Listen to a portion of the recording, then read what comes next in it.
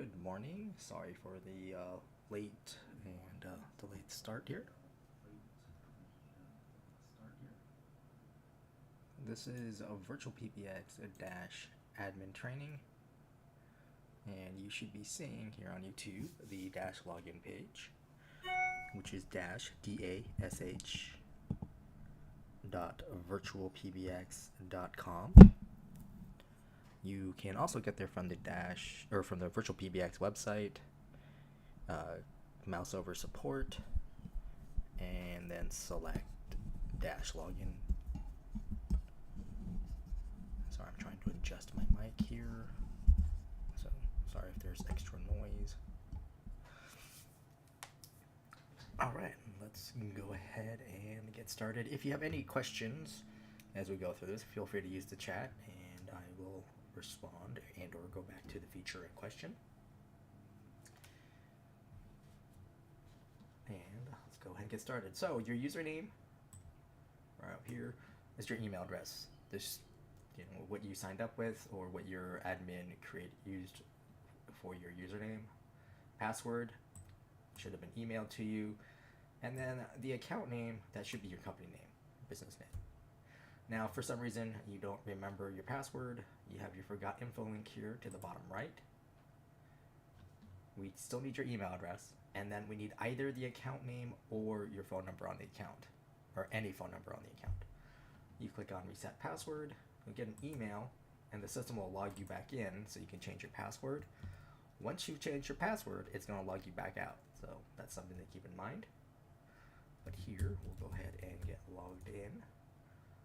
And for most people, I say just click on the remember me, so that way it's one less password you have to worry about.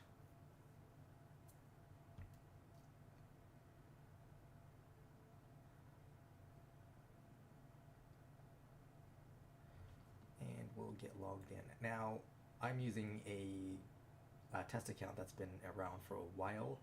If this is your first time logging in, you actually get sent up to the account page, which if you click on my name here, and you get a page looking like this. So this is my user information where I can change my password, my email address, my time zone. Since I'm an admin on this account, I also have the account settings. And the main thing that's changed here is typically the time zone. Right, you can just do a search for like Chicago or New York, etc. Now, this is a test account. So on a live account, you actually have another setting or set of options beneath the user.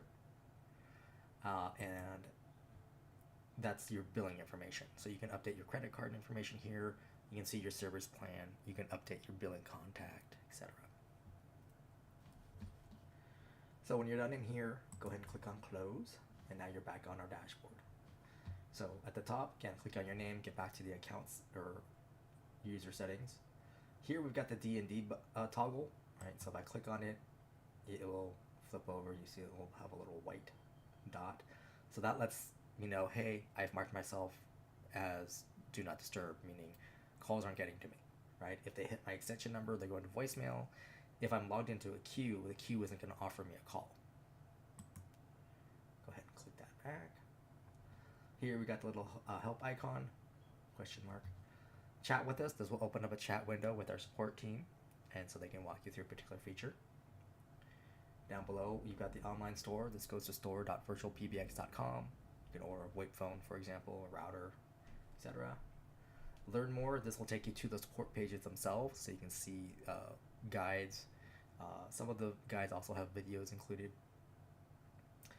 There's actually a blank spot here, but if you add a web phone to your user, then you'll have a web phone link here. That just uses Chrome or Firefox, lets you use Chrome or Firefox to make and receive calls. Over here, we've got the hamburger menu, the 3 horizontal lines, and these go to other features of Dash. Some of these, like ACD queues, do have fees associated with them, so I'll try to point that out as we go through. And then we got the logout icon here. For you on the left, under Dashboard, we've got other core features of Dash. We'll be going through all of these, but let's go ahead and talk about the dashboard itself. So, total users, we have 17, and I clicked on it, which I didn't mean to do. So these are people who make and receive calls. Now, depending on the plan type you have, adding additional users may increase your bill, so that's something to be aware of. Then we've got total devices. I have 31. And then we have a breakdown. So I have cell phone, pretty self-explanatory. Web phone, which I briefly explained. We'll get into that a little bit more. Soft phone, this is software application that makes use of your internet connection to make and receive calls. Now, this can be anything like the VirtualPBX soft phone. This could be another soft phone that you're using from, say, a Counterpath. You could be using this to also program a VoIP phone, a physical device. Speaking of physical devices, next up we got SIP phone. Right, this is a kind of VoIP phone. Right, so VoIP stands for Voice over Internet Protocol. SIP stands for, I believe it's the Session Interface Protocol or Session Interactive Protocol. I always get those confused. So it's a particular subtype of a VoIP phone that works with Dash.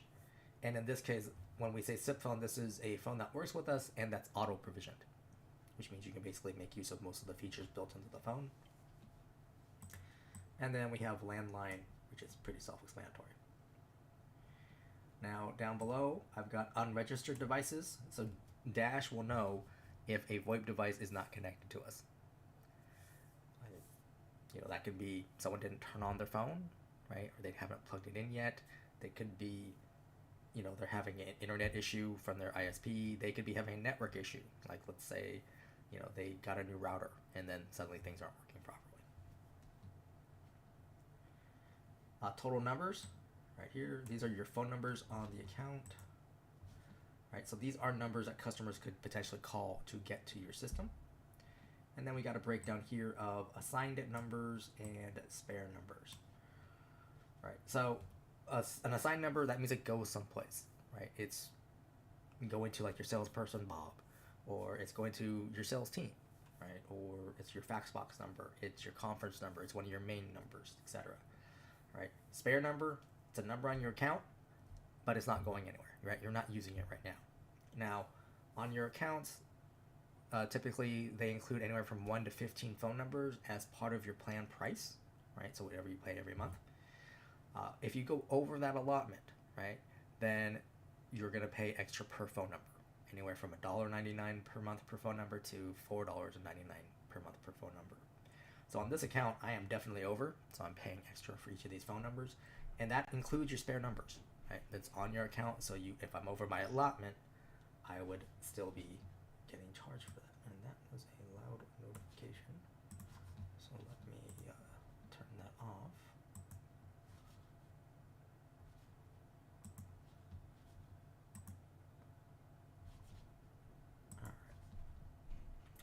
And then down below we have another breakdown here between USDID and US toll-free. Now, US toll-free is actually for US and Canada. Those are your 800 number, right? 888-877 all the way down to 833 currently. USDID, that just means a US local phone number, right? So say a phone number in Dallas, Texas versus say in Des Moines, Iowa, or in California, wherever. You can also have international phone numbers. If you're interested in an international phone number, you're going to want to email our porting team. That's PORTING at virtualpbx.com. And they'll need to know the city and country that you're interested in. They'll let you know if there's any additional requirements. Some countries require like proof of presence within the city that you're asking for. Others don't care. So if there are any additional requirements, they will let you know. Next up, we've got conference bridges, which is 4. That just means I've enabled conferencing on 4 of my users, meaning 4 users can host or moderate a conference. Over here, we've got your main number, or main numbers. I've got 4. I figured I was going to do that. So these 4 numbers, they all act or behave the same way, right? So they're all going to go to the same location. They're going to all have the same main greeting, for example. Next up, you got your conference number. Oops. I am like really over-clicking today. My apologies. Conference number, so this is the phone number that every person would dial into to get to your conference rooms, including your staff. You can have multiple conference numbers if you're so inclined. Fax box number. This enables faxing on your Dash account, and this is actually your inbound fax number, right? So this is the number people will dial to fax to you.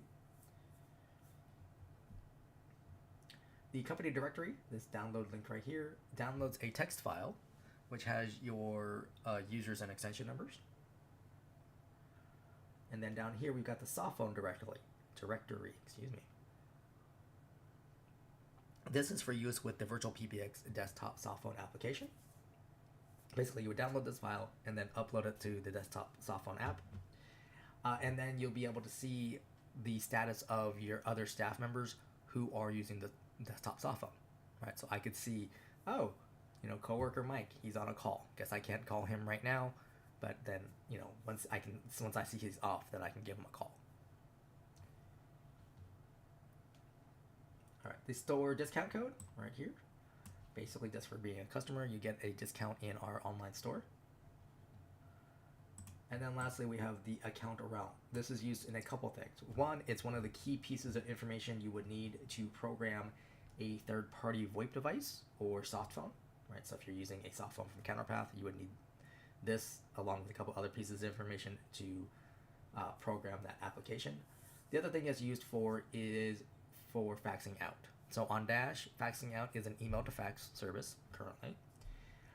You would create an email, right? In the to field of that email, you put the plus sign, the number 1, the area code and phone number you're faxing to, and the @ symbol, and then your account realm. And then you simply attach a PDF or a TIFF file to that email and hit send. You don't need to type anything in the body of the email. That's not going to be transmitted. Basically, the email is a delivery method, right? So it delivers the file to the system. The system says, okay, you want to send it to this phone number, right? That's why it's in the to field. And then it grabs the first attachment it sees and sends that off. So 1 attachment per email. And if you need to have a fax cover sheet, then you would need to include it as part of your fax document. All right, up top here, we got caller ID. Unfortunately, the streaming software doesn't always show the pull downs, but you can select any of your main phone numbers. And that number, whatever number you select here, is your default number for a couple other features. And then we got the company caller ID name or CNAME. This is, you can input up to 15 characters, including spaces and special characters. And then once you click Save Changes, we transmit this to the other carriers who submit or support CNAME. It takes about 3 business days for those other carriers to update their servers. It can be a little bit faster than that, but 3 days is typically the longest it takes. Now, once you pick up a VoIP phone and make an outbound call, right, this is the CNAME information that's going to go out with your phone numbers. Right, we can only provide the information out to the carriers. Right, what the other carriers do, we can't control. Right, it's up to them to update their servers. The device, whoever's receiving your phone call, right, their carrier determines what shows up on their phone ultimately. So if they don't support CNAME, your information is not going to show up. And this is especially true with cell phone providers, right? They're the ones who say, hey, this calls a spam risk or telemarketer or whatever, right? They're the ones who put that up there. Some cell providers allow you to have CNAME support, but usually it's a paid feature. It's also not a high priority for all the carriers who do support it. If there's heavier than expected call volume, right? They may not have the CNAME information go through, or their first priority, connect the phone call, and then the phone number to show up for the caller ID. All right, next up, we've got the company emergency information, or E911. You just put your address here associated with this phone number, right? And again, so if your VoIP phone users pick up their phone and dial 911, this is the default address that's going to be sent to emergency services. And then any changes, you click on Save Changes. Hold music. So hold music on Dash is after a call has reached a user and they press the hold button on their VoIP phone. That's when this hold music file will play. You can upload your own file. Right, you would just click on Browse and find a file on your computer. And Dash will accept or play back .wav, or .mp3 files. It's recommended that you record in mono And currently you're restricted to a file size of 1 megabyte. So you want to keep it at that or just below. You would click on the little up arrow icon here and then save changes once the file has completed uploading. And then we've got hours, which is actually part of main number. So let's just go to main number and we'll go through everything in order.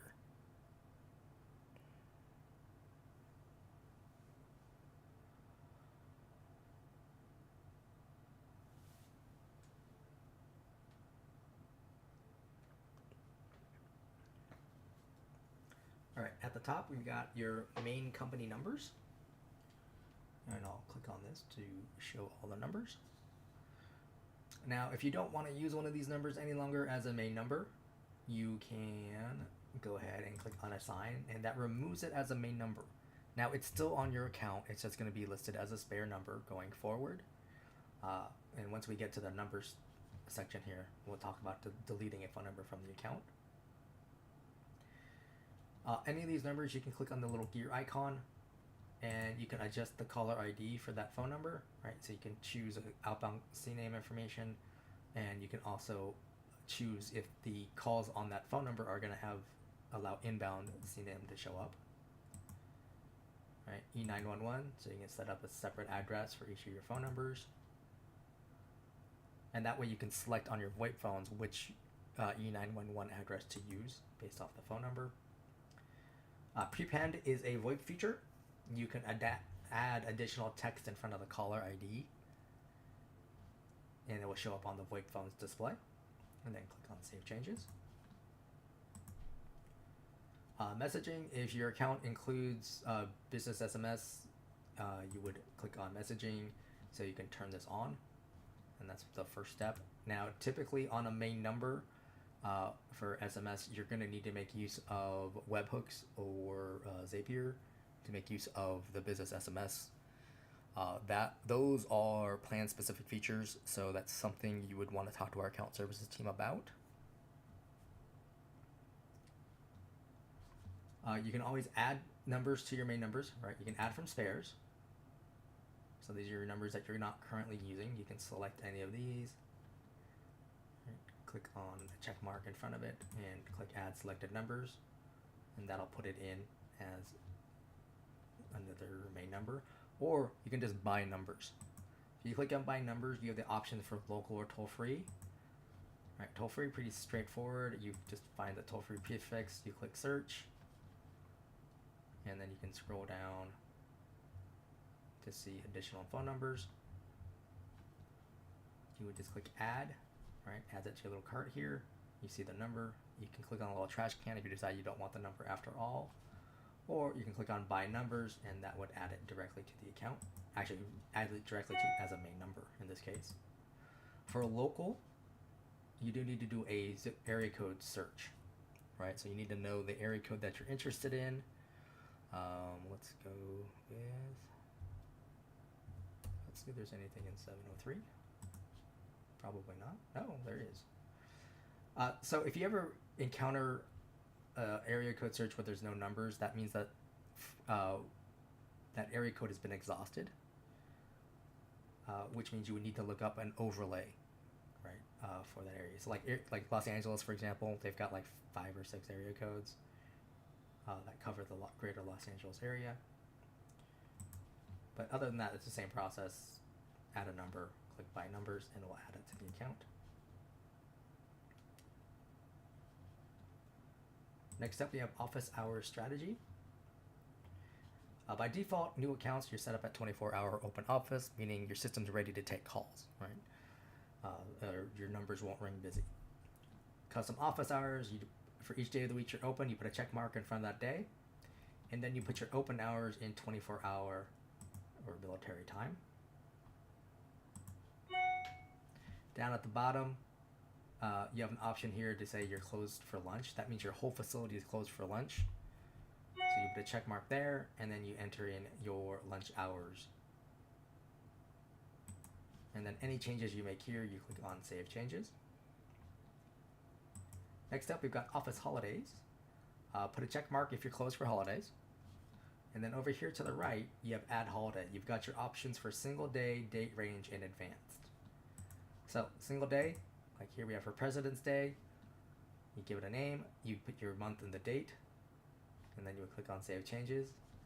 Date range, like we have here for Christmas, right? December starts on December 23rd, ends on December 26th. Click on Save Changes. Now the one caveat for date range is that there's no year indicator here, so you want to avoid a date range that includes New Year's Eve and New Year's Day. Right? You want to have those as single day only. And then for advanced, we have this retreat example here. Again, you give it a name. In this case, I'm saying the first Friday in July, we're closed. Right? Company picnic day. So this pull down is first through fourth and last are your options, and then you've got the days of the week. And then you would click on Save Changes.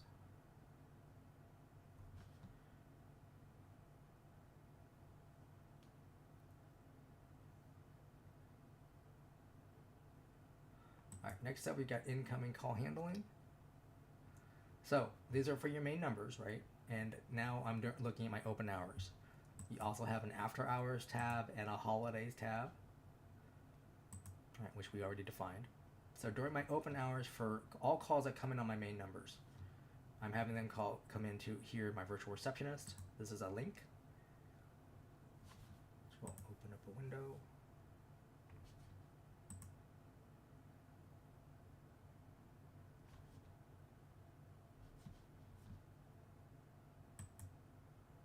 And then here on the left, your main menu. This is what people press on their phone to navigate through your phone system. To add more options, you just click on Add Route. And then you've got a pull down here. You have default, star, and then 0 through 9 to pick from. And then you can choose where that's going to go. Let's go up to one here. Assuming my mouse will work with me. Here we go. So you can send them to the directory. Right, you can send a menu option to a specific user. You can send it to a call queue. You can send it to a specific device, right? Like I can ring a particular cell phone, for example. It's not recommended just because if that device doesn't have voicemail, then the call will just end.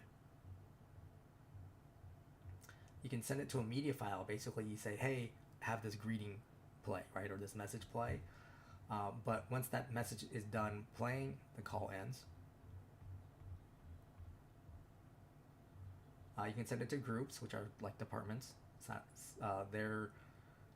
Queues are an advanced version of groups, which is why they have a fee associated with them. An advanced call flow, this would be as if you're making use of submenuing. And then you can also send it to any voicemail box on the account. Now over here on the right, you get your greeting options. Text to speech, you simply type in what you want the greeting to be. You would then click update, save at the bottom here, and then over here on the right under incoming call handling, you click save changes. The thing about the text to speech greeting, it's a computerized or robotic voice. It is restricted to about 350 characters, give or take. The more complicated your greeting is, the less characters you get. I haven't quite figured out what the determination is in terms of when it starts reducing the numbers of characters. You can upload your own file, right? .wave.mp3 recorded in mono under 1 megabyte. And you just simply find the file on your system and then upload it. You can choose from existing recordings, so these are recordings you already have on the account. You can record it over the phone. Now, this first instruction here says pick up a phone registered to the account. That means the system is asking you to use a VoIP phone that's on the account. Now, if you don't want to do that, or say you haven't added VoIP phones yet because you're waiting for them to, arrive, what you can do is under settings, see where it says allow outside recording. You can turn this on. That allows you to call in with a cell phone or a landline and record. Now, other thing to keep in mind, this PIN number is specific to this time of day, right? So we're in our open hours.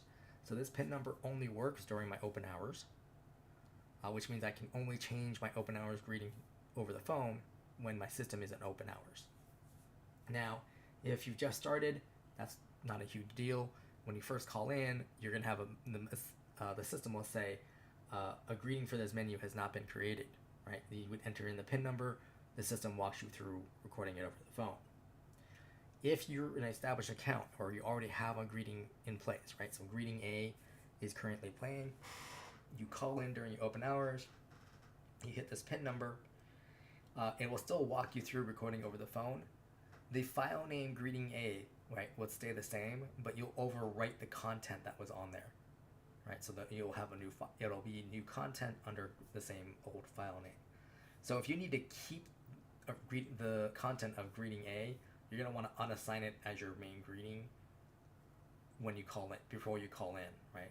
Hit save changes, call in with a, greeting F, right? You're like, this is a temporary greeting. You call in, record a new greeting, that's in place, and then you can always switch back to greeting A when you're ready to. Professional recording services. When you click order, this will take you to a new web page hosted by Snap Recordings. They have 80 to 100 voice actors and actresses to choose from. They have different versions of English, Spanish, and French, so you can do multilingual greetings. They have what they call hold treatment, which is like a music file and then a script being read by one of the voice actors. They handle their own billing, typically via credit card. They deliver typically via email. And then you would just simply upload the file here. Settings. So first up, we got number of retries on misdial. Basically, how many times can the inbound caller press an invalid option? In this case, they get one retry, right? So they get the initial one, they mess up, they get one additional try, and then the system will treat them as if they've hit invalid entries, and that either sends it to the default route, or it will end the call if there's no default route enabled. Dialing timeout. This is how much time the system listens for dial tones after it hears the first tone. Right, so in this case, let's say I press 4, it waits for a second, it doesn't hear any additional tones, and then it will send me to wherever option 4 is going. Right, outside recording we've just talked about previously, and then allow dialing extensions means if you have this on, the inbound caller, they can enter extension number if they know it. Right, if you turn this off, then they can only press the menu options you have outlined here.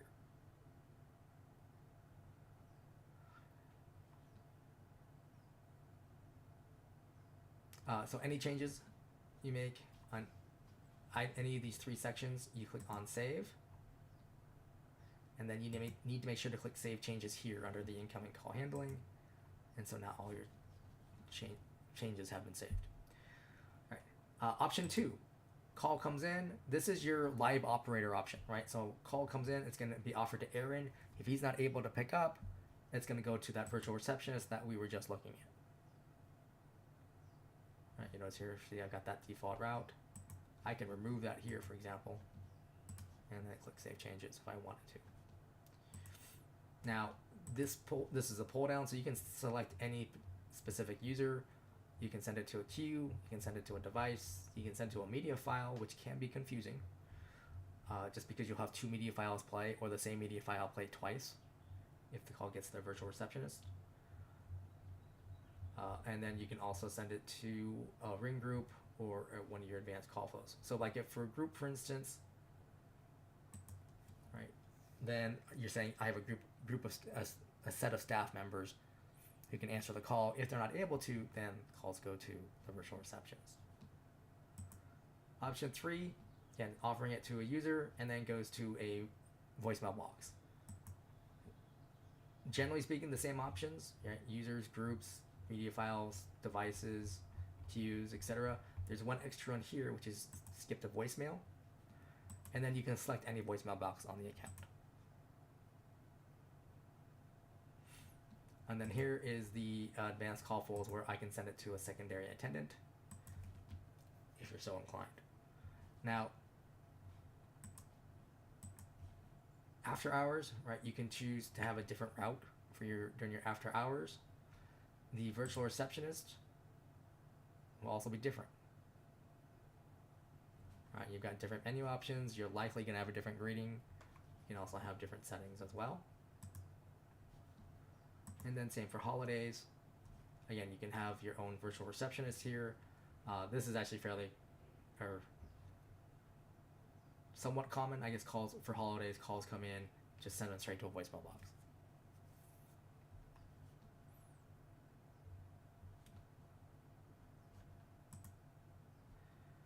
All right, main conference number.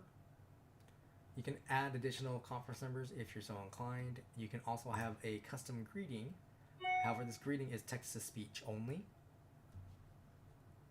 Even if you don't have this enabled, so if I disable this, when someone calls the conference number, they get a message saying, "Welcome to the conference. Please enter the conference room number." And then they'll be asked to enter the PIN number, and then they'll be entered into the conference.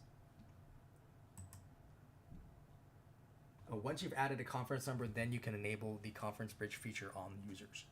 All right, so you have to do that first, and then you add the user feature.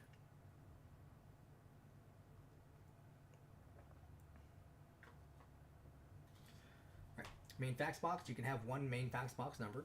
All right, so if I didn't have one here, you would have add from spares or buy new. Unfortunately, the fax box on this account is broken, just because it's a test account. But on your accounts, when you click Edit Fax Box, you'll get a window pop up with two fields. The first field is for the inbound notifications. Basically, you put an email address there. That email address gets the message saying, "Hey, you have a new fax," and has an attachment, a PDF, that person or people can then click on to view the inbound fax. The other thing they will get is if someone calls your fax number and gets that, the beep sound, from the fax tones, and they hang up, they'll get an email saying you had a failed inbound fax attempt. So that's something to be aware of. The second field you can enter is for the outbound permissions, where you can add, say, your company domain, right? So you say you hit your abccleaners.com, everyone in your company has an email address that ends that way. You can put that domain in that second field, and then anyone in your company can fax out, even if they're not a user on Dash, right? They just have to have that correct format, the +1, area code number, @ the account realm, and just simply attach a PDF. All right, next up we got auto attendance. Now this is a plan-specific feature, so if you're interested in having multiple attendants, you're going to want to talk to our account services team. There are two main use cases that we encounter with this. The first is if you have multiple businesses coming into the same account, and you want each of those businesses to have their own main phone number and their own main greeting, right? So you have a dog walking business and that ABC Cleaners. You have the same staff answering calls for both, right? They need to have the same hours of operation and same holidays, but they would have their own phone numbers, their own greetings, and then their own menu options. The other use case I mentioned briefly was submenuing. So for instance, you have a phone number, people call in, and the greeting you have that plays comes up, says, for English press 1, for Spanish press 2, right? So 1 and 2 are submenus, which you would create here under auto attendance. So under 1 would be an English greeting, sending callers to English speaking staff members, where option 2 goes to a separate menu, which has a Spanish greeting, and sends the menu options go to your Spanish speaking staff members. All right, those are the two primary use cases we see. So one, you would press add attendant here at the top. You give it a name and an extension number, and then you would create attendant. Once you've created an attendant, if you click on its name, you have an option here to delete the attendant, obviously, but you also have a toggle here. Right now, this is defaulted to unavailable in main menu. So what this means is this, the second test AA, right? This is a standalone attendant, meaning it's for a separate business. Now, if I go up here to sample A, you see that it says it's available in main menu. So this can be a submenu option. Queues can have their own phone numbers, attendants can have their own phone numbers. Right, so, and you can have multiple numbers, right? I can add more phone numbers here if I'm so inclined. You've got that little gear icon to adjust caller ID, etc. The extension number, your staff can actually transfer calls to this extension number so that calls can get to the right attendant if they need to. And then you can click on the little wrench icon here under settings.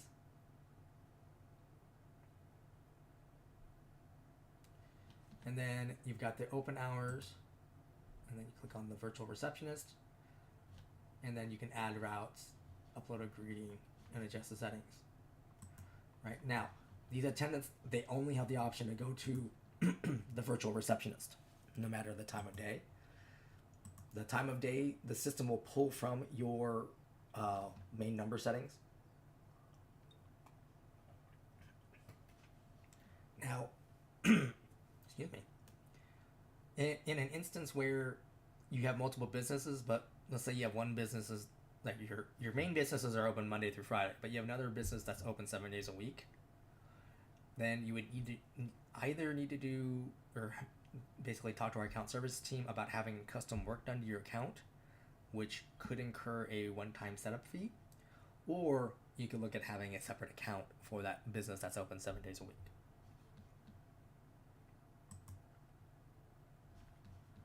All right, next up we have devices.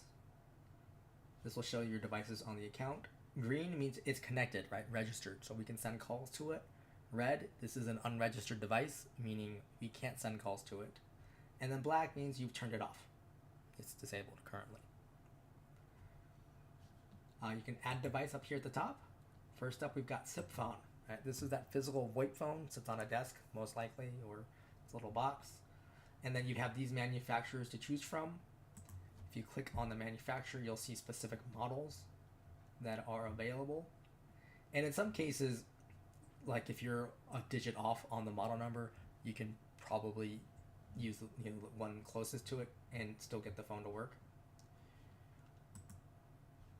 But basically what you would do is you find your model of phone, and at the bottom here you give it a name, right? So Bob's phone, right, or Angela's phone, etc. And then you enter the MAC address. The MAC address is unique to each phone. Typically it's a sticker on the back of the phone, or if you have the phone powered on, if you go under menu status, one of the things you can find is the MAC address. And you would enter that information here, and then you click on create device. After you create the device, you want to assign it to a user. As far as Dash is concerned, you're done. However, you actually need to get into the phone's web user interface, right, the web UI, and enter in a URL. Basically tell the phone, hey, go here to get your config file. Right, the phone will do so, download the file, it will reboot a couple times, typically, and then it will show up as a green device on the system. Now, for the specifics on where to go, like with screenshots and the actual URL, if you go under the Dash support pages, over on the right-hand side, under VoIP phones, you're looking for the article adding or auto-provisioning phones, or auto-provision to phones, excuse me. It will have screenshots as well as a specific URL you need and any other settings that may come into play, but typically it's just go to a specific page within the UI, add a URL, say confirm, and then auto provision. The typical steps. Next up, we have cell phone and landline. They're basically the same, so I'm just gonna go over it once. You give it a name, right? So person's name, phone, or dispatch cell phone or something like that. And then in the number field here, you put the plus sign, the number 1, area code and phone number, and then you click on create device. Now, when Dash sends a call out to a cell phone or a landline, right, the phone will ring, you'll pick up. The first thing you'll hear is that this is a forwarded call, please press 1. Right, when you press 1, you're telling the system, yes, you're there, and yes, you want to take the call. And that may not be appropriate or what you need it to do, right? Let's say you're actually sending calls to an automated answering service for your after hours incoming calls, right? That automated answering service can't press 1, right? Because it's automated, it just picks up a call. So what you would want to do is click on the little wrench icon next to the device, make sure you're on advanced, and then click on this box here, allow use of cell phone's voicemail. So what happens now, phone rings, the automated answering service picks up, we connect the call, right? We don't wait for that 1 tone to come back to us. We say, oh, we hear a pickup tone, we're sending a call through. Now, if you're actually sending a call to a cell phone, right, if your cell phone voicemail picks up, that incoming call ends up on your cell phone's voicemail. That's how some people want it. Other people definitely don't want it. So that's something to be aware of. The other setting that comes into play is the second one here, keep original caller ID. So say customer Mary is giving you a call, it's ringing on your cell phone, you don't recognize the phone number. You're like, I don't know. That's probably someone trying to talk to me about my car warranty. So you let it go to voicemail, right? And then you try to call Mary back, and then you're playing phone tag. If you uncheck this, instead of seeing, so when Mary calls, you're not going to see Mary's phone number. You're going to see your main company phone number show up as inbound caller ID, right? So it's a way to let you know this is a business call. And that main, or your default number, right, is that this one that we set here under the caller ID, under the dashboard. This is the number that would show up in that scenario.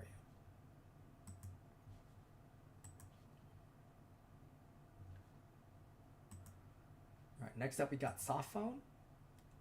So we have a warning here about wireless VoIP technology, basically meaning, you could have a soft phone on a cell phone, right? That means you're wandering around, you're not at a fixed location. And if you dial 911 from that app, emergency services might go to the wrong place. So that's something to be aware of. You click close, and then you have this. So here we're setting up a third-party soft phone, right? You would give it a name, and then you'd want to copy and paste the SIP username.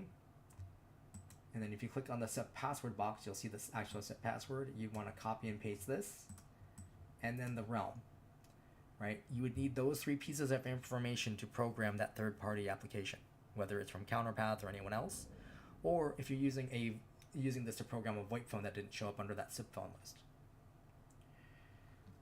And then you would click on Create Device and assign it to a user. Next up is web phone. Again, you get that same error or warning message, but you give it a name, and then you click Create Device, and then you would need to assign it to a user. The web phone has its own login. This is at webphone.virtualpbx.net. That login information actually matches your Dash login, right? Same email address for the username, same password, same account name. But it does, so that's why it needs to be assigned to a user. And we'll go over that again under users real quick. Next up, we've got greetings. This is your greetings manager. Shows your greetings on the account. The source type, so TTS is text to speech, right? So that means you created this under virtual receptionist. Recording means you recorded it over the phone, and then upload means you uploaded a file. Right here, you got that option to download the file, so you can listen to it to make sure it's still relevant. You got the little wrench icon here, and you can change the name or just completely get rid of it if you're not using it at all. Up here at the top, you can add a greeting, meaning you can upload a .wav.mp3 file recorded in mono under 1 megabyte. Groups is shorthand for ring groups, departments, essentially. Creating a group, you click Add Group. You give it a name and an extension, and then you click and drag your staff members that you want to be in that group. And then you click on Create Group. Once a group is created, you can click on the name.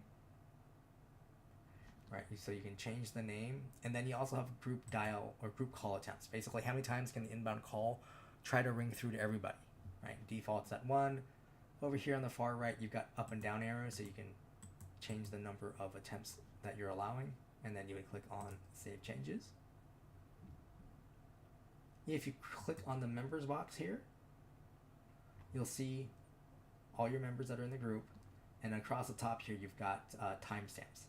This last one here at the far right, you can edit this one, so you can change the total time that call can ring through to everybody, or shorten it. This big distribute button, this allows you to adjust how the calls route. So if I click on it, now it's ringing to everybody for an equal amount of time, right? And it's going in this order. Now, if I don't like this order, right? Let's say I gave Michael here a promotion, so I want him to be doing other things than answering calls all the time. I can move him down here to the bottom, right? I'm just clicking and dragging, and then I can click redistribute again. So now he's the last one in the order. Now these are sliders, right? So I can adjust this, and I can do something like what I'm going to do here. It's called blast ringing, which is it's going to ring everybody at the same time for the full amount of time until someone picks up. So first call comes in, right? Everyone's phone rings. Say John picks up, so he's helping that customer. If a second call comes in, everyone's phones ring. John will get a caller waiting beep in his ear. The customer won't hear it, and it'll continue beeping until one of his coworkers here picks up that call. Now, in groups, your users can make use of cell phones, landlines, or VoIP phones, right? So basically, it doesn't matter what kind of device they're using. However, if a call comes into the group at any time, their phone will ring, right? They don't have a way to log out of the group on their own, or to like mark themselves away from the group, other than the Dnd toggle at the top. And then any changes here, you just want to click on Save Changes. And I should go back real quick. Right, you can remove a user from the group. You can also add them over here on the bottom left. Groups can have extensions. They can have actually multiple extensions. They can also have their own phone numbers. And this phone number would bypass your main or your virtual receptionist, right? Or your main numbers. This phone number would go directly to this group. So say your business hours are 9 to 5, Monday through Friday. If someone calls at midnight on Saturday to this phone number, your group members' phones are going to ring. Which, if it's their personal cell phones, they might get annoyed by that. So something to be aware of. Group features. First up, we got ringback. This is essentially hold music while people are waiting for one of your staff members to pick up. If you enable this, you can upload a .wav.mp3 file recorded in mono under 1 megabyte. The one thing you want to make sure of that the duration of this file matches. Oops, wrong box. But it matches this ring time here, right? The system's not going to loop the file for you.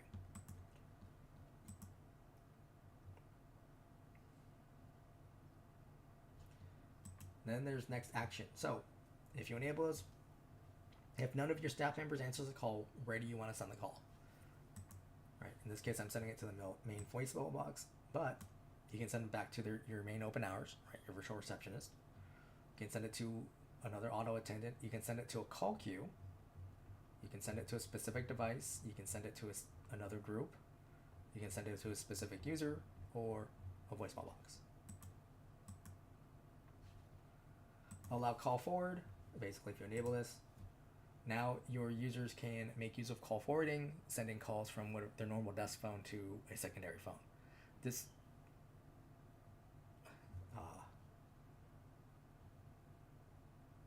right, if you only want them to use their desk phones, then you would just leave this off. Excuse me. Caller ID prepend. This is for your VoIP phone users. You can add additional text or numbers in front of the caller ID that shows up on the VoIP phones. So this lets your staff members know what the call is going to be about, at least most likely, right? Especially if they're in multiple groups, etc.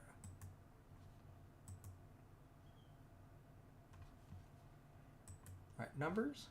This shows your numbers on the account and where they're going. All right, so these are the numbers in use. Spare numbers. These are numbers I'm not using. Now, since I'm well over my phone number allotment for my plan, if I want to reduce my bill, then I'd want to remove some of these phone numbers. So let's get rid of this 775. So if you notice, pay attention to the top where it says numbers. Once I click that, now I have the option to delete.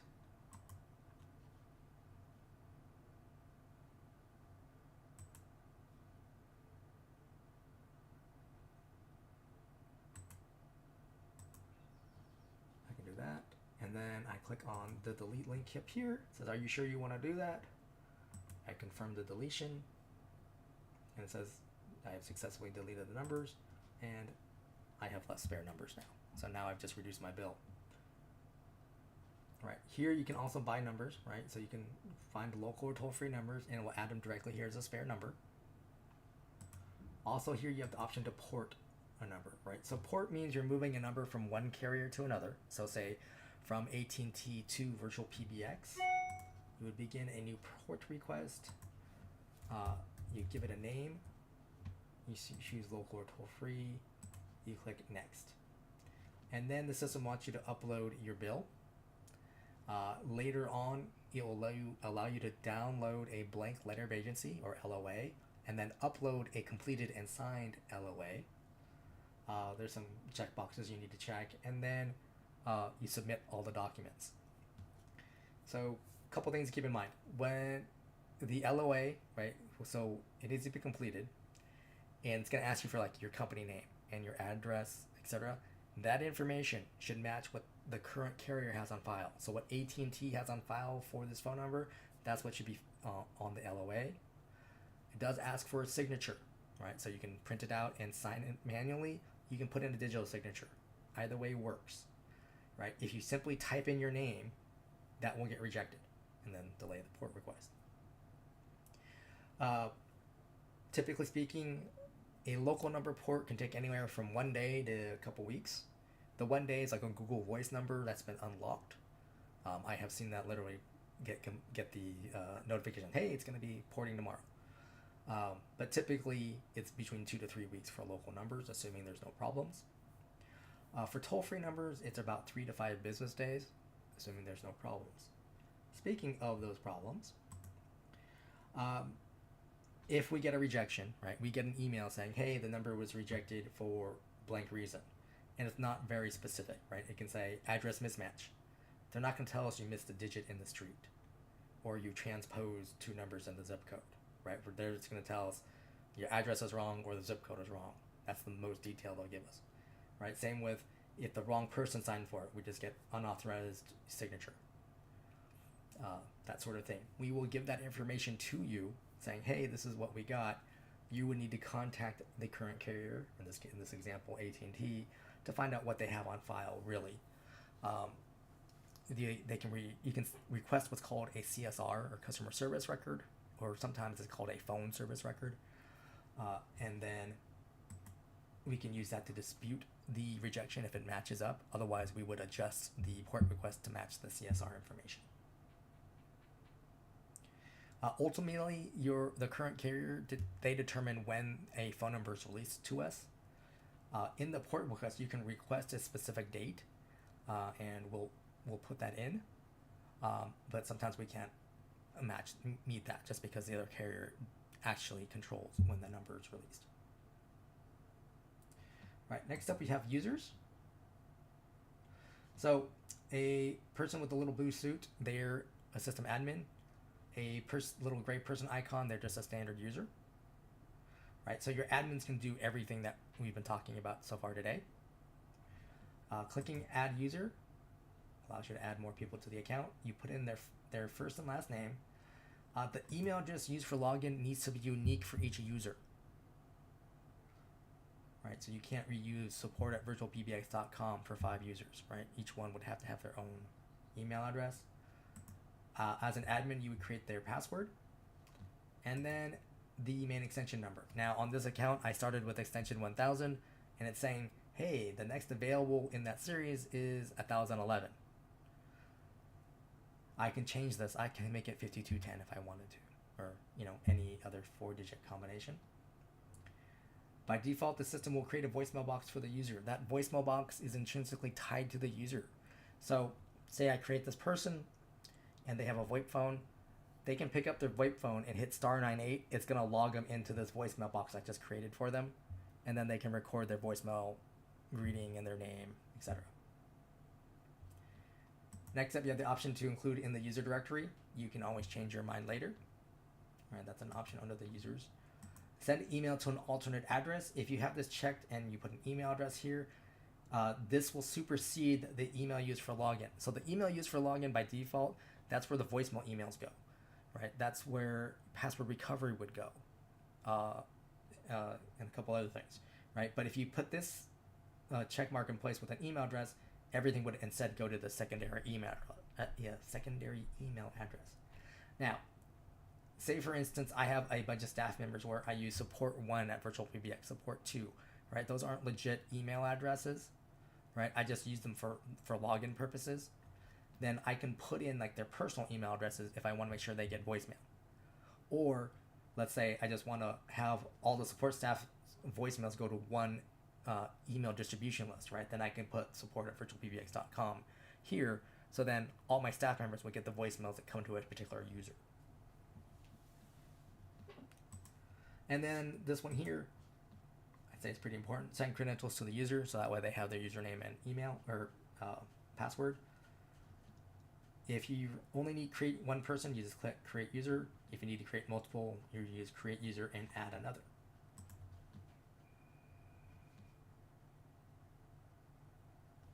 Right. You can always click on a user's name. You can change their name, right? And they can change their credentials. Now, one thing to keep in mind, if you're going to change your own password and email, you're going to want to do that up here. Oops.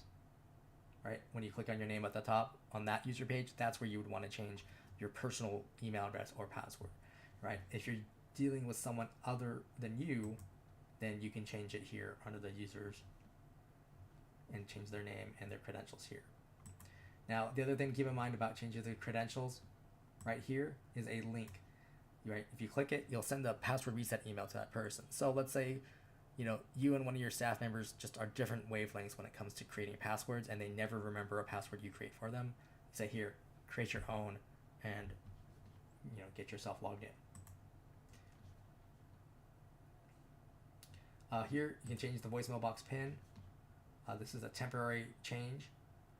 Now, again, for your VoIP phone users, they can just pick up their VoIP phones, hit *98, and the system will prompt them to create a PIN number for their voicemail box.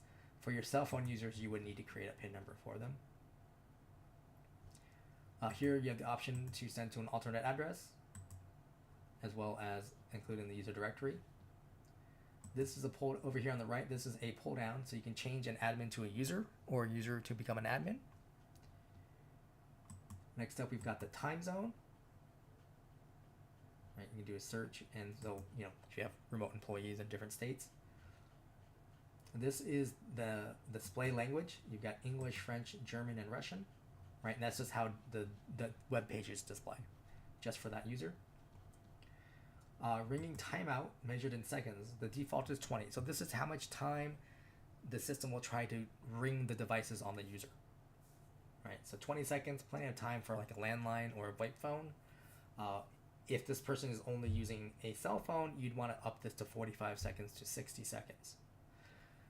And it simply takes longer to route a call to a cell phone than it does to, say, a landline, right? So how Pbx systems work, right? Calls come into us, and then we send out to the devices. So when we send out to a landline, we say, okay, call, go to landline carrier. Landline carrier goes, oh, I know exactly where you are. Send the call to that location, right? Whereas call comes in, we have to send it to a cell phone carrier. Cell phone carrier gives us, hold up, we need to find them first, right? Pings the cell phone towers to find you. Says, all right, we found him. Then the call goes through, right? It's that delay is why you would want more time on the PBX side to give more time for that phone to ring and have your staff members actually be able to answer the call. And any changes here, then you would click on Save Changes. Now, users can have multiple extension numbers if you want, right? You can just add an extension number.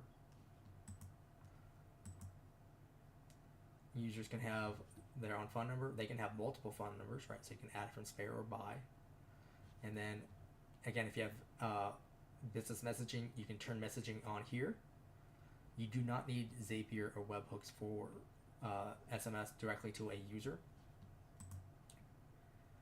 And then devices, you can add devices directly to a user, right? The main difference is under soft phone.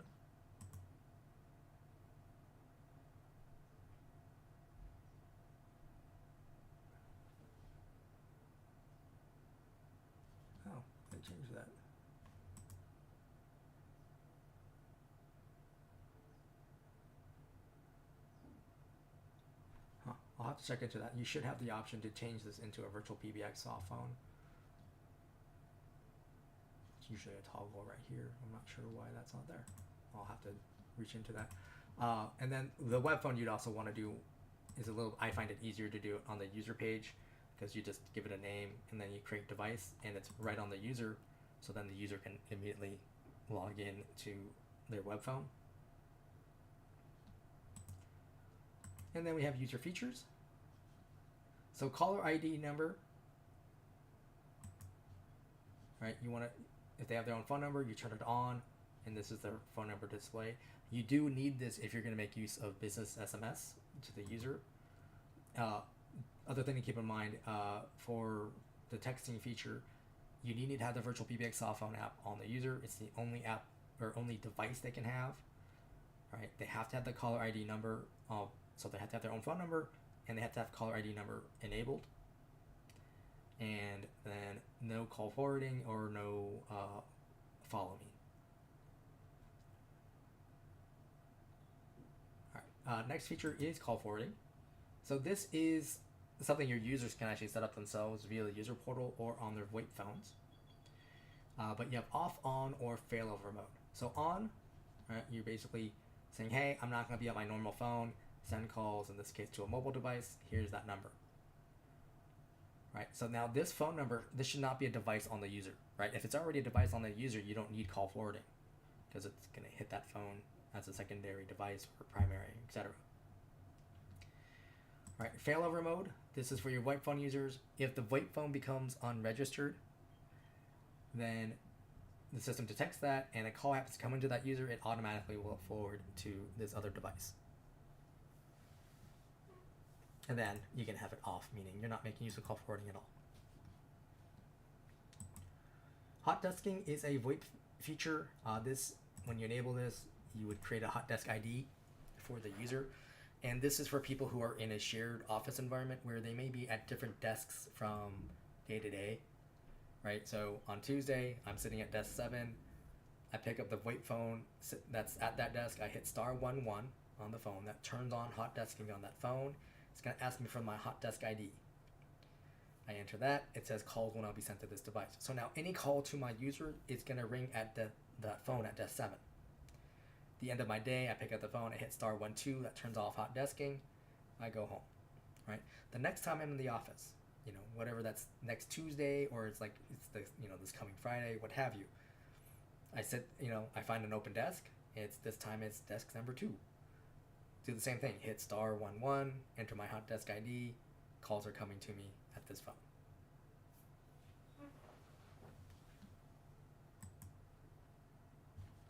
Voicemail, this is on because you created the voicemail box when you created the user.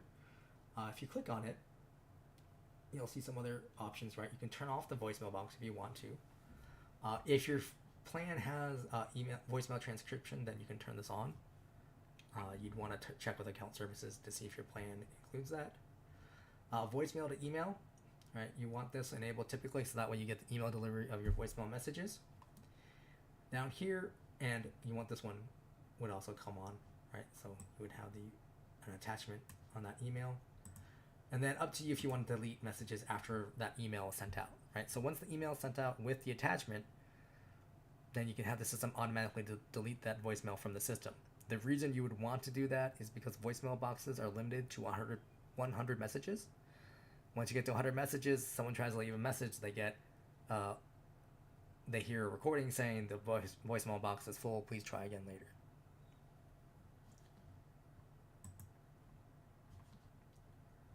Fax box, users can have their own fax box if you want them to. You would just click enable. Now I typically recommend just making use of adding a phone number or using a spare number. You can create an extension, and you would just need to enter an extension that's not being used. So let's say 399.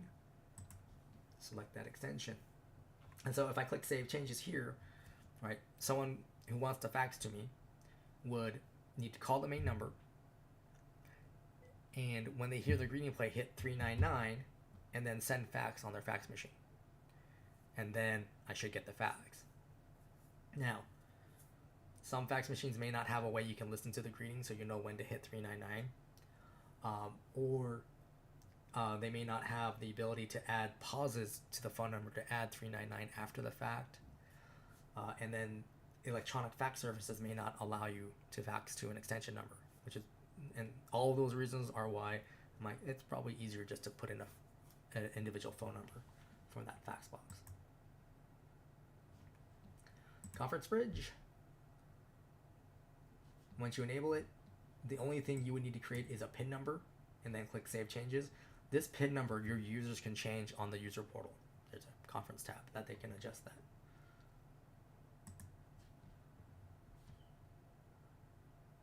Follow me is good for users with multiple devices. So let's get down to Jan here.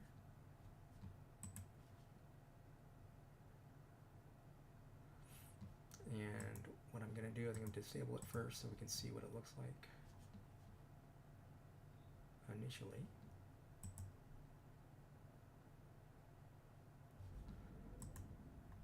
All right, so when you first enable it, you have to decide which devices you're going to have allowed to be rung. All right, you just click uncheck the boxes, and then you've got sliders. Now up here you have those timestamps, right? In the whole total time, you can click distribute, and you can change the order just like under ring groups, right? So if I had 5 devices, I could change their order around, etc.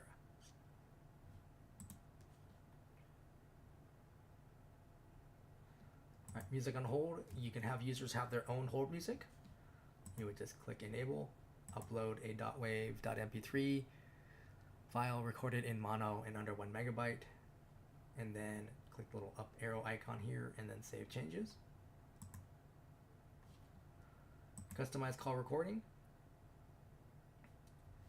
So when you first enable it, it actually looks like this, saying, hey, yes, you've enabled it, but you haven't decided which calls are going to be recorded, right? Inbound internal, coworker Bob called me, right? Inbound external, customer Mary called me, right? Outbound internal, right?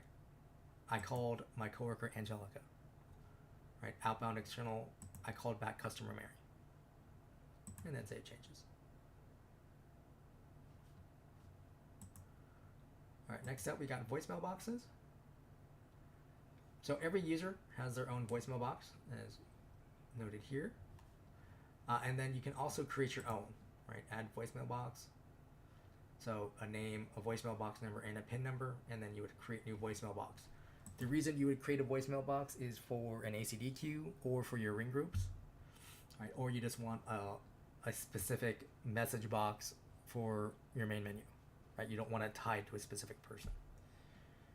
Once you've created a voicemail box, or even any of the user voicemail boxes, you can click on the wrench icon here. Right, so you can adjust the name, the voicemail box number, and the PIN number. You probably don't want to do the voicemail box number on a user. And then, especially for the voicemail box you just created on its own, you want to go to greeting media, and then you can upload a .wave.mp3 recorded in mono under 1 megabyte file. And then all voicemail boxes have a media file and a temporary file, right? So the temporary file, if you select a file there, it will supersede the media file, right? So that's not like a vacation voicemail message or greeting message, right? Saying, hey, I'm out of the office for blah, blah, blah, right? And then you would set it back to none, and then the default media file would play. So for their normal, time, most of the year, that's what they probably have in place. Recipients. Now, for your user voicemail boxes, they already have one recipient built in, right? The email address used for login. For your manually created voicemail boxes, you want to add a recipient. Just put an email address here, and then save changes, right? Or you can click add if you want to have multiple people, and that way you at least have someone getting those voicemails and can handle them. And then we have options. So now, once a voicemail box has a greeting and recipients, then you can say it's already set up. And then you have these options for delete after notification or attach messages to the email, etc.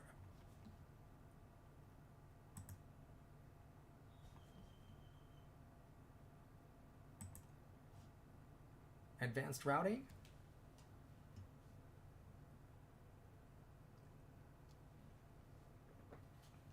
Now this may not show up on your account right away. It's something you typically have to ask to have enabled. And that's for this particular feature here, direct inward system access. So this, if this is enabled, it will allow a cell phone or landline user to call into your system. And we'll go ahead and edit the settings here. And then they basically log in over the phone. And then they can make an outbound call. And when they make that outbound call, it's not going to be the cell phone number that shows up as a caller ID, but your default number.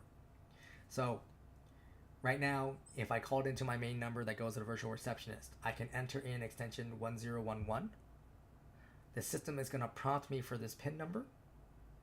And then I'll hear dial tone again. I would then enter in the area code and phone number that I'm trying to call. And when I call that number, right, they're going to see my default phone number show up as the caller ID, right? So this 702 number here, that would show up as the caller ID that shows up on the person I'm calling instead of my personal cell phone number. Now, the reason this isn't enabled by default is if someone can figure this out. Like let's say you have a menu, you can set it up as a menu option, by the way. So if they figure out the menu option and they figure out the PIN number, they can make outbound calls on your account without you knowing it. So if you're on a minute-based plan, they can be using up your minutes without you knowing it. It's even and that's the main reason. It's like they are now if it's something you want to do because you have users who need to make use of their, they only have cell phones for whatever reasons, they don't want to use a soft phone app on their phone, then you'd want to enable that. Call logs shows the call activity on your account. Let's go to this month. So green arrow to the right, that means that's a call that came into the system. If you click on it, you sometimes get some additional details on when it reached out to a particular. Let's see if we can find one here.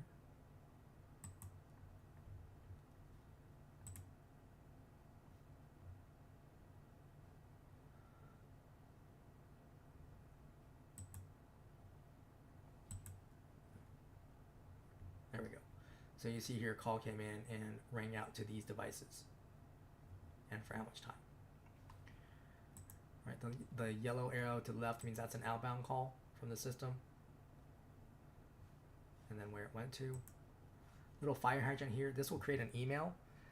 It will have the technical details about the call. And it's going to go to support at virtualpbx.com. It's already set up to do that. What you would want to do is in the body of that email, tell us your experience, right? Like your phone didn't ring or you had bad call quality or what have you. So we can take a closer look at what's going on. Right, next up we have feature codes. So I've mentioned a couple of these, specifically the hot desking ones. But basically these are dial pad shortcuts on your VoIP phones, for the most part, that you can use to make use of different features of the account. These are also published on our website under the support pages. There's a feature codes doc. There's also a phone command cheat sheet document. So PDF, it has all of them with a short description of what they do. All right, so we've been on dashboard the entire time. Let's go over to ACD queues. All right, ACD stands for Automatic Call Distribution. Right, it's a call center feature. It offers some advantages over groups. So some of the key differences in an ACD queue, your staff members have to make use of a VoIP device, right? Soft phone, web phone, SIP phone, right? Currently on queue calls, we can't send them to a cell phone or landline. But by being in a queue, your users can log themselves in and out of the queue. So when at the end of their day, they can log themselves out. They're not going to get any queue calls, right? You also have different routing strategies that you can employ, right? So on a group, you could bring in the people in order or all at once, and that was basically it. Under queues, we're going to go here under settings because this will be like adding a queue. So in a queue, you give it a name. A queue can have a phone number or an extension. right? And then here you've got the routing strategies. Now this one is set to most idle, and unfortunately the pull down isn't showing up. So most idle means when a call comes in, it's going to offer the call to the user that's logged in, that's been waiting the longest, right? The person who's been idle the longest. You also have the option here under a standard queue to ring all, meaning everyone rings at the same time. You can have a round robin, which means it'll equalize that over time. You have least calls, which means the least amount of connected calls, right? So let's say Bob and Mary are logged into the queue. Bob has spoken to 2 people, Mary has spoken to 5. Under least calls, the next call that comes in goes to Bob because he's only spoken to 2 people. And then there's least offers. That's basically a combination of connected and missed calls. So let's say in that previous scenario, right? Bob has spoken to 2, Mary's spoken to 5. Let's say Bob's been offered 20 calls, Mary's only been offered 5. Under least offers, the next call that comes in goes to Mary because she's only had the 5 calls offered to her. All right, hold treatment. You can upload a file, .wav, .mp3, recorded in mono under 1 megabyte. Queue timeout. This is how much time the inbound callers can wait on hold, measured in seconds. The queue call limit. This you can limit the number of people who can wait on hold. Now, this is on top of the number of people who are already talking. So let's say Bob and Mary are both on a call. I can have 4 additional people wait on hold based on this setting here. Now, timeout immediately if empty. If I enable this, this means if I have no staff members logged in and a call comes in the queue, the system will treat them as if they've already hit this 3600 second timeout. Escalation queue, basically if your staff members are busy, you can send them to a second queue. And then the escalation call flow after timeout. So after this 3600 seconds, I'm sending them to this voicemail box. This is a pull down, so you can send it to, you can just say none, which means the call just ends. You can send it to another attendant, specific device. You can send it to a user. You can send it to the user directory. You can send it to one of your ring groups. You can send it to a media file. Again, not recommended. And a voicemail box. Over here, agent behavior. Agent recovery time in seconds. Basically, after a user is done with a call, this is how much time they have before the system will offer them another call from this queue. Right? So they have time to get a drink of water, finish any notes in the CRM application, etc. Force away on reject or missed. If this is enabled, this means if an agent misses a call, the system puts them in away mode until that user makes themselves ready again. And then agent connect timeout measured in seconds. 20 is the default. Again, since they're only using VoIP phones, that's typically plenty of time. But basically, it's how much time the system is trying to reach them before it moves on to the next person in the queue.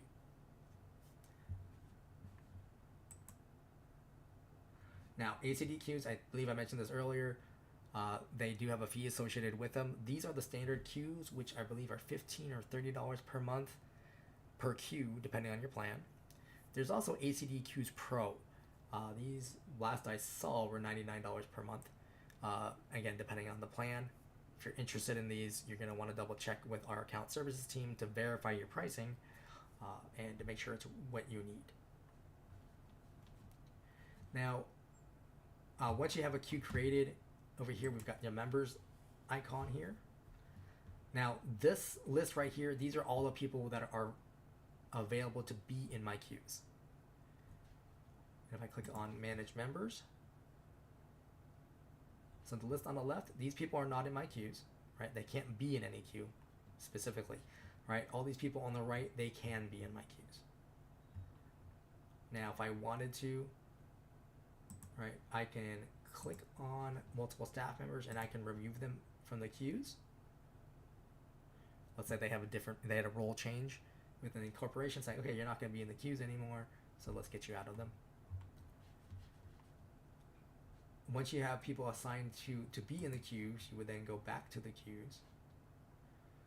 And if you click on the queue itself, you can click on add agents. And then these are your available staff members that you can put in the queue. you just click and drag them over, and then you click on save.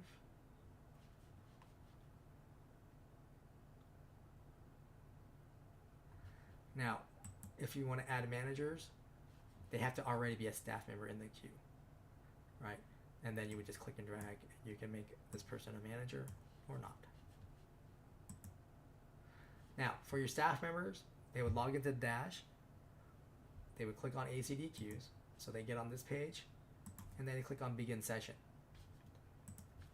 And if you notice here, right, so now I'm logged in, but I'm red because I'm marked away, meaning I can't take calls in the queue yet. Once I'm ready to take calls, I mark myself as ready. I'll flip to green.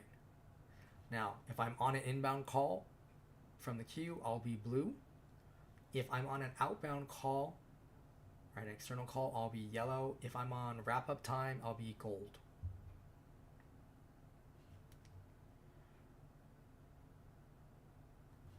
Right now, if I need to go to lunch, I just mark myself away. And then at the end of my day, I hit end session. ACD Queues Pro, it has some additional features. One, you've got more granularity in terms of your hold options.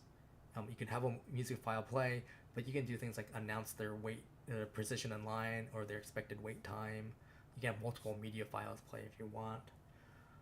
ACD Queues Pro also has a third option here for performance, so you can compare two agents in terms of their call activity. Also within the Pro queues, like as an for your managers, right? They'll have the option to like listen in on eavesdrop on a call from an agent. They can whisper to their staff member on that same call, so that, give them help, or barge in and basically take over the call because the situation escalated. You also have activity logs within the queue, so you can see when calls were offered to which agents.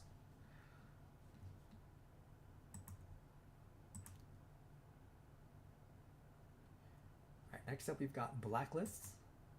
So blacklists is an included feature on, I believe it's on every plan. But basically, blacklists allow you to block inbound calls from specific phone numbers. So you would click Edit Blacklists, and if you don't have any, you would just click Add to create a new list. You would give it a name. Now, Block Anonymous, if you turn this on, that means if we get invalid caller ID or someone blocks their caller ID when they made a call to your system, the system will block it from reaching us, meaning they get a busy tone. Otherwise, you click on Add Number, and then you put +1 area code and phone number, and click Add, right, to add more phone numbers. You're going to keep doing that until you've added all your phone numbers. Once you're done, you would click on Save. You go back to Settings, and then you make sure that list is over here on the right under Selected, and then you will click Update. So now any phone numbers that are on these three lists, when they try to call into the system, they get a busy tone. Doesn't matter what phone number on your account they're dialing, they will always get a busy tone. Dynamic caller ID, this is a plan-specific feature, meaning if it's something you're interested in, you want to talk to our account services team to make sure it's on your plan. But what this does, it allows you to create rules to change your outbound caller ID. Now, the outbound caller ID that is available has to be a phone number on your account. The first option here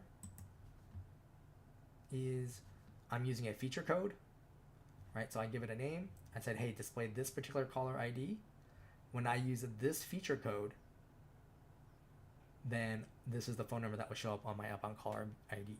So I pick up my VoIP phone, I hit *71, I dial the phone number I want to call, and that person's going to see this 918 phone number show up on their caller ID on their phone. Right, the second option here is based on the area code. So whenever I make an outbound call to the 408 area code, this is a phone number that's going to display to the person I'm calling.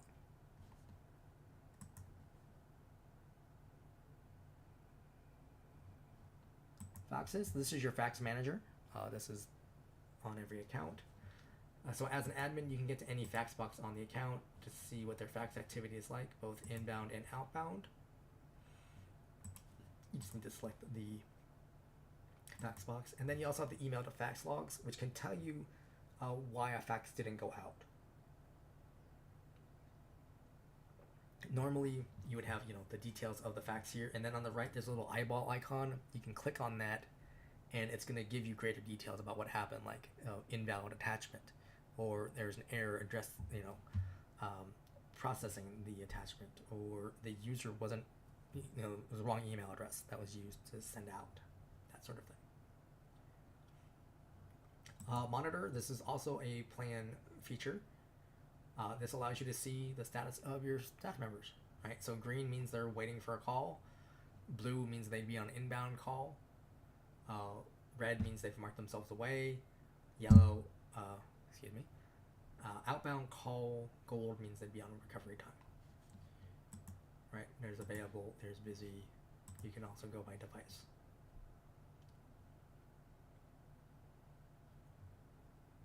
Number manager, this basically shows your phone numbers.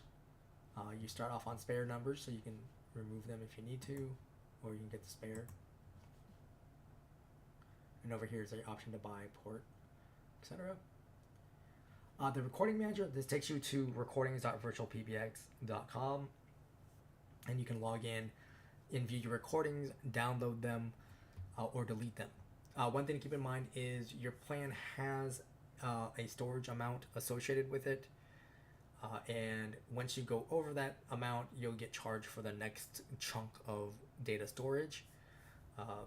For the amounts that you have, you'd want to check with our account services team to verify your storage amount and what the overages are on that. Reports, this goes to advanced reporting. This is a plan-specific feature. This basically allows you to create your own reports, so you can get better idea of what's going on with the calls that come into your system. Right? Call logs are very basic information, and you'd have to parse it out yourself, whereas reports allows you to get that information in more easier format. Voicemails.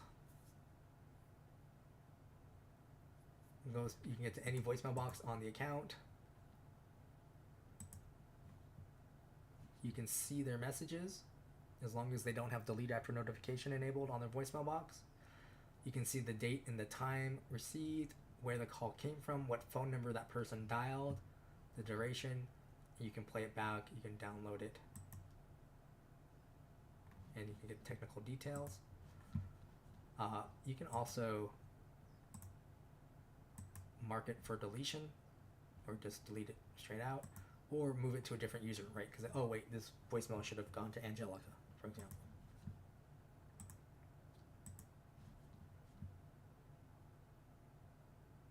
Webhooks, this links Dash to other software via APIs. If that's something you're interested in, then you'd want to talk to our sales team, actually. They have additional information, and I believe they have some white papers available. You can also go to developer.virtualpbx.com to see samples of what we have done with various APIs and Dash. And then lastly, we have the user portal. So every user on your account has their own user portal that they can get to, and it starts off on the voicemails. So I can, see the date and the time. I can listen to them. I can download them, and then I have the option to how I sort. So if you have a lot of voicemails, you can sort by my new ones only, the listened ones, etc. Or I can mark something as new, listened, or as deleted. I can view my call history, and I can change the parameters. So now I can see that I've had these calls come in and go out. Faxes, again, faxes are broken on this account, but you can see the fax history. The contact list, this is everything on your Dash account, right? So all your users, all your groups, your queues, your other attendants, etc. This is not something that as a user I can add to, right? So like your salespeople would not be able to add their client list to this. This is just within your Dash account. Next up, we've got the conference tab. So over here on the right, this is where your users can adjust their moderator pin and their participant pin numbers. And then here they can choose if they want inbound, when people join, are they muted? Do they come in deafened? Or as well as, do people play entry and exit tones? Up here, you can invite other Dash users to your conference. Then you can lock the conference so other people can't join. You can mute everybody. You can unmute everybody. You can end the call. When you're actually within a conference, you can mute a specific person as well as kick a specific person. And then settings and devices. So this is where users can turn on their own call forwarding, so they don't need you to do it. All right, they would just click it, check the box here, put the phone number they want to send calls to, and then click save, and they can see the status of their devices. All right, and that is everything. So let's go back to the dashboard. I'll hang out for a minute or so just in case there's any questions. But beyond that, I thank you for your time today.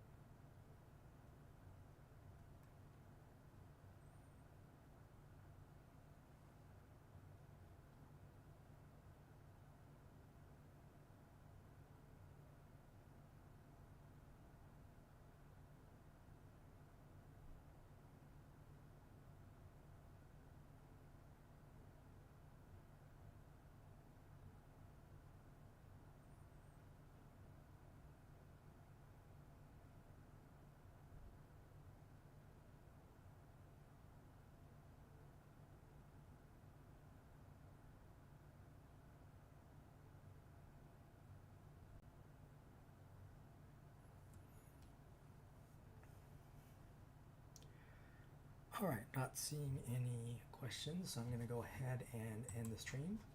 Again, thank you for your time, and we will be back next Tuesday. Have a wonderful week.